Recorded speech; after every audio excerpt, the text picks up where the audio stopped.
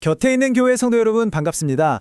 이 특별한 새벽 첫 시간을 주님께 드리기 위해 나오신 모든 분들을 진심으로 환영하고 또 축복합니다. 오늘 우리는 요한계시록의 첫 번째 교회죠. 바로 에베소 교회를 향한 예수님의 편지를 함께 열어보려고 하는데요. 이 말씀을 통해서 우리의 신앙이 지금 어디쯤 서 있는지 함께 점검해보는 그런 귀한 시간이 되면 좋겠습니다. 자, 이게 바로 오늘 우리가 함께 풀어갈 질문입니다. 당시 모든 교회가 부러워할 만큼 칭찬으로 가득했던 공동체, 에베소 교회. 겉으로 보기엔 정말 뭐 하나 흠잡을 데 없이 완벽해 보였단 말이죠. 그런데 주님은 그들 안에 아주 치명적인 문제가 있다고 말씀하십니다. 과연 그게 무엇이었을까요? 이 질문을 마음에 품고 에베소 교회 이야기 속으로 한번 깊이 들어가 보겠습니다. 먼저 이 교회가 얼마나 대단했는지부터 한번 살펴볼게요. 요즘 말로 하면 정말 스펙이 화려한, 완벽한 이력서를 가진 그런 교회였어요. 예수님께서도 책망하시기 전에 그들의 강점을 분명하게 인정하고 칭찬부터 하실 정도였으니까요. 화면에 나온 목록 한번 보시겠어요? 정말 대단하지 않나요? 이 사람들은 그냥 말로만 믿는 사람들이 아니었습니다. 지치지 않는 행위와 수고가 있었고요. 또 주님의 이름을 위해서라면 어떤 핍박도 견뎌내는 묵직한 인내가 있었습니다. 특히 진리를 수호하는 능력은 정말 타의 추종을 불허했어요. 스스로 사도라고 말하는 거짓 선지자들을 아주 예리하게 분별해냈고 공동체 안의 악은 절대로 용납하지 않는 그런 거룩함이 살아있었죠. 당시 교회들을 막 무너뜨리던 니골라당의 잘못된 가르침을 미워하면서 진리의 순수성을 지키려고 정말 치열하게 싸웠던 교회, 그게 바로 에베소 교회였습니다. 하지만 이 모든 빛나는 칭찬들을 한순간에 그림자로 덮어버리는 단 한마디가 등장합니다. 바로 그러나입니다. 주님의 날카로운 진단이 바로 여기에 있습니다. 내가 너에게 책망할 것이 하나 있다. 그것은 네가 너의 처음 사랑을 버린 것이다. 이 한 문장은요, 에베소 교회가 그동안 쌓아올린 모든 수고와 열심의 광양이 근본적으로 잘못되었다는 걸 알리는 선언과도 같았어요. 모든 걸 다 가진 것처럼 보였지만 사실은 가장 중요한 딱 한 가지를 놓치고 있었던 거죠. 자, 그렇다면 여기서 가장 중요한 질문을 마주하게 됩니다. 주님께서 그토록 안타깝게 여기셨던 그 처음 사랑이라는 게 과연 무엇을 의미하는 걸까요? 이게 그냥 뜨거운 감정의 문제였을까요? 우리가 흔히 첫사랑하면 처음 믿었을 때의 그 뜨거운 감정, 열정적인 마음, 이런 걸 떠올리기 쉽잖아요. 하지만 성경에서 말하는 처음 사랑의 의미는 그것보다 훨씬 깊습니다. 여기서 처음이라는 헬라어 프로토스는요, 시간적으로 첫 번째라는 뜻도 있지만 그것보다 훨씬 중요한 의미가 있어요. 바로 가장 중요한, 최고의, 으뜸이 되는 이라는 질적인 의미입니다. 그러니까 잠깐 타올랐다 사라지는 그런 감정이 아니라 우리의 모든 것을 이끌어가는 최상의 사랑, 가장 우선순위에 둬야 할 바로 그 사랑을 의미하는 겁니다. 그렇다면 그 최상의 사랑은 구체적으로 뭘까요? 바로 십자가의 사랑입니다. 아무 자격 없는 우리를 위해서 모든 것을 내어주신 예수님의 바로 그 사랑. 원수까지도 용서하고 품으셨던 그 포용의 사랑.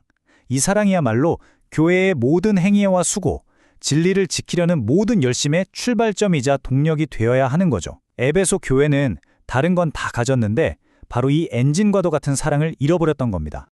십자가의 사랑이라는 엔진을 잃어버린 열심은 과연 어떤 모습으로 나타날까요? 에베소 교회가 보여줬던 그 구체적인 증상들을 통해서 우리 자신을 한번 돌아보면 좋겠습니다. 사랑이 빠진 열심은 두 가지 무서운 증상을 낳았습니다. 첫째는 외부를 향한 날카로운 배타성이에요. 진리를 지킨다는 명분 아래 자신들과 다른 사람들을 끊임없이 판단하고 정죄하면서 선을 그어버렸어요. 세상을 향해서 다리를 놓아야 할 교회가 오히려 높은 담을 쌓아버린 거죠. 둘째는 내부를 향한 차가운 경직성입니다. 교회 안에서 자기들이 만든 규칙과 전통이 예수님의 사랑보다 더 중요한 기준이 되어버린 거예요. 그 기준에서 조금이라도 벗어나면 서로를 용납하지 못하고 비판하고 공동체는 생명력을 잃고 딱딱하게 굳어져 갔습니다. 결국 사람을 살려야 할 열심이 사랑을 잃어버리자 사람을 베는 판단의 칼날이 되어버린 겁니다. 이렇게 사랑은 잃어버리고 판단의 칼날만 휘두르는 교회를 향해서 주님은 더 이상 물러설 곳 없는 마지막 경고를 하십니다. 회개하지 않으면 내 촛대를 그 자리에서 옮기겠다. 이 말씀은 정말 무서운 경고입니다. 여러분, 촛대는 어두운 세상에 그리스도의 빛을 비추는 교회의 사명이자 정체성 그 자체거든요. 그래서 촛대를 옮긴다는 건 그냥 영향력이 좀 줄어들거나 교회가 작아지는 그런 문제가 아니에요. 교회의 존재 이유, 즉 빛의 근원이신 예수님과의 관계 자체가 완전히 끊어질 수 있다는 최후 통첩인 셈입니다. 맞습니다. 십자가의 사랑을 잃어버린 교회는 아무리 바쁘게 활동하고 아무리 완벽한 교리를 자랑한다고 해도 더 이상 주님의 빛을 담아내는 촛대가 될 수 없습니다. 그저 목적을 잃고 텅 비어버린 종교단체에 불과하다는 것이 주님의 냉엄한 평가인 거죠. 하지만 우리 주님은 절망송에서 우리를 그냥 내버려 두시는 분이 아니시죠.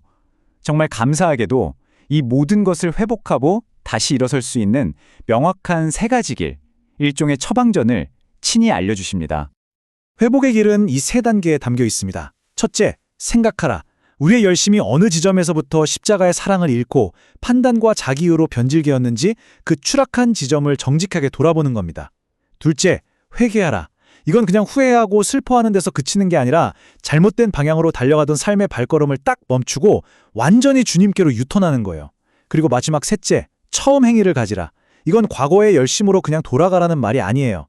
모든 행동의 동기가 오직 십자가의 사랑이었던 그때처럼 다시 용서하고 품어주고 섬기는 그 사랑의 행위를 시작하라는 겁니다. 이제 말씀을 마무리하고 기도의 자리로 나아가려고 합니다. 이 마지막 질문을 우리 각자의 영혼에 한번 깊이 던져보았으면 합니다. 오늘 나의 열심은 무엇을 위해 그리고 누구를 향해 달려가고 있습니까? 나의 열심이 다른 사람과 나를 구별짓고 판단하는 날카로운 칼이 되고 있습니까? 아니면 연약한 사람을 품고 살리는 따뜻한 손길이 되고 있습니까? 이 새벽 우리의 삶과 우리 곁에 있는 교회 공동체 안에 차가운 판단 대신 따뜻한 용서가, 굳어버린 경직성 대신 부드러운 포용이 넘쳐나는 최상의 사랑이 회복되기를 간절히 소망하면서 다 함께 기도하겠습니다.